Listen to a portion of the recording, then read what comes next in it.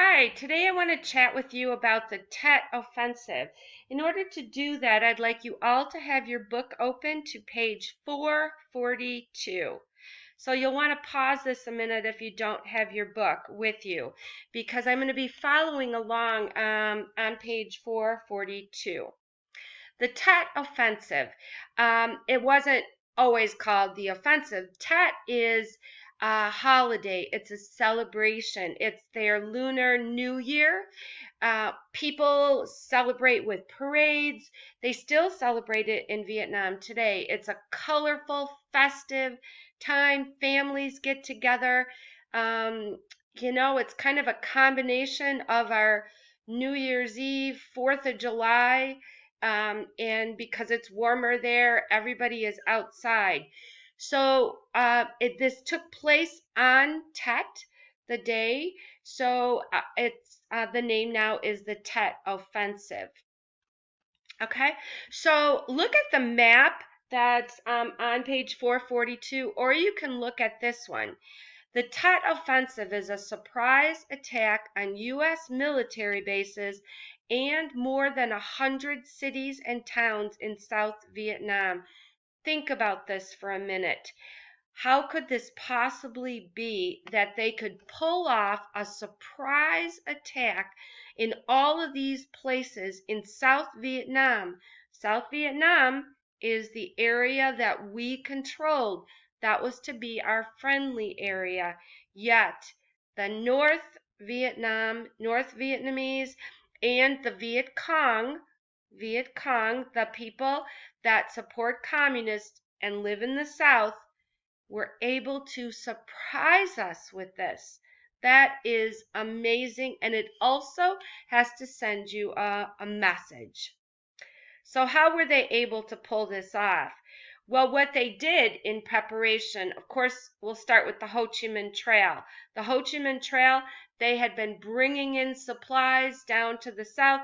We talked about that at our last Google Meet. You saw a map of that, went through Laos, went through Cambodia. We talked about the limited war we could wage, so we couldn't bomb that Ho Chi Minh Trail. So once they got all of these supplies into South Vietnam, they hid them in vegetable carts, in food trucks, in peddler carts. They even filled coffins up with weapons.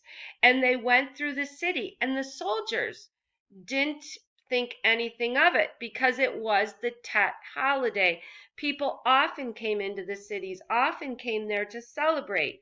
And the soldiers from the north, they dressed like the civilians. They dressed regular.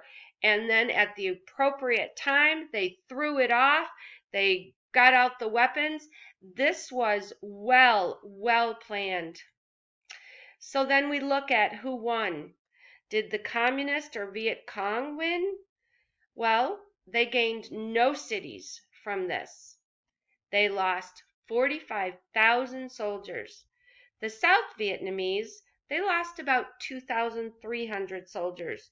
U.S. soldiers killed was about 1,100. So if you read in your book and you're just reading those numbers, it would seem like it would be the most obvious answer. Well, of course, the South Vietnamese won, but that really isn't the case.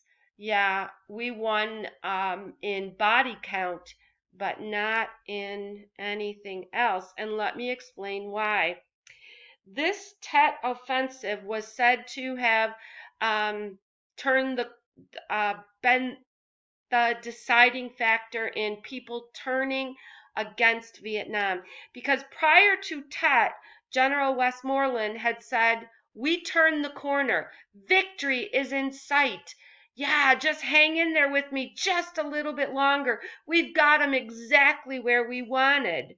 Well, then Tet occurs, and it raised doubts because to retake some of these cities, troops almost had to level them with bombing and shelling. And that quote from a soldier became an example of what many considered to be the senselessness of the war. Because of the doubts it raised, the Tet offensive became the turning point of the war.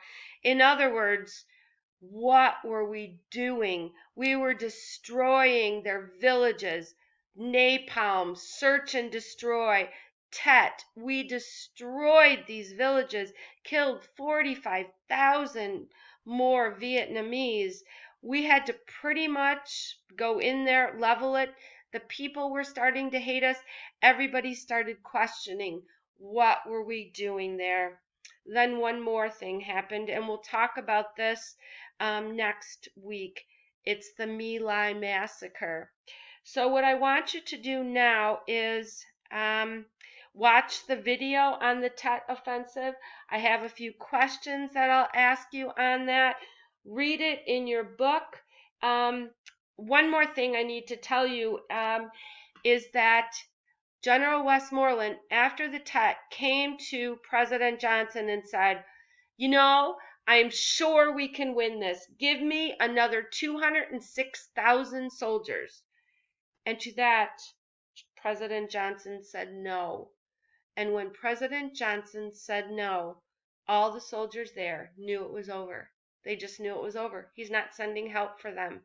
So watch the video on this and answer the questions coming up.